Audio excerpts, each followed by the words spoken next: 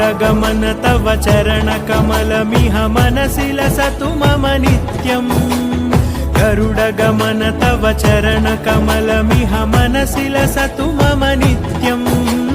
मनसि लसतु मम नित्यम् मम तापमपाकुरुदेव मम पापमपाकुरुदेव मम तापमपाकुरुदेव मम पापमपाकुरुदेव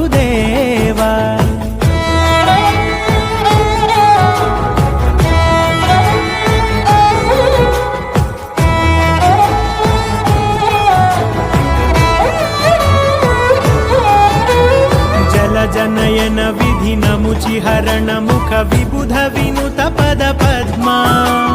जल जनयन विधि नमुचिहरण